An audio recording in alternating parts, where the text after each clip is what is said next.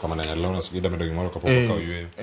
Anyalo wacho ni anto 100% me sirikal temo dhiro ni.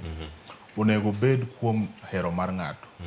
Nyathi kako wache no ni nyathi ka dwa dhi e form 1 to dhi.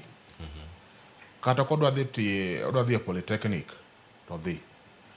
Tek ni ok odong' dala no yweya e kor gweng'. Nikech ere tiende chuno nyathi ni nyaka dhi e form 1 mo kaw higni 4 to nitiere tiegruok monyalo timo kata kuom dweche 6 kata higa 1 to bedo kata mana gi lony moro mar kata ka en tije fundi kata ka en bedo plumber kata ka en jawari kata ka en timango ano kane tiende chuno nyathini no donjo form 1 to omiya thuolo mondo openje ni to wateri e form 1 gi max 100 minwang'o koso wateri e polytechnic. To sirikal kaka nyocha ne story mono ringo kani sirikal owuok mager molo gweng' mar Mfangano. DCC owacho ni konwang' nyathi moro amora e kor gweng' to ng'ama imako nyaka janyuolne.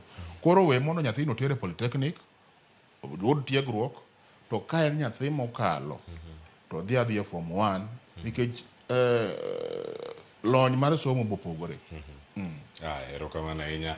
Ageni kapoko ka oywe masani ena mondo miya kaw Pat Newton Ogada ka entiere county ma Homa Bay kotenore kod twak mabene koro wabedo ka wadani walore mondo modhi okang' machielo waranga ne ywaruok manyalo bedo ni nitiere koso ok en ywaruok ose mana paro kama otenore kod weche gi mag TSC jonyuol jopuonjre ok mar NAT kuno ped bere nitiere kar kae kotenore kod ywak mag telo mag county kachiel kod sirkal mamalo tayo gi eyo machal nade. To sani Newton Ogada ka nitiere kuomi kaka jalony weche mag somo winjo ote ma somo kar kae kane pok wadhi ir Esbon Otieno kotenore kod nyathi ma oyudo maksi maromo kuom ranyisi 125 tidwa ni mondo mi odonje sekondar e chenro ni mano mar daro jopuonjre duto maromo atamalo 100 kata 100% transition mondo mi gidonje skunde mag sekondar bende ni gimoro makare tiwacho ka kaluwore kod jolony imbe se winje kar kanyo wach nyathi otim yiero mare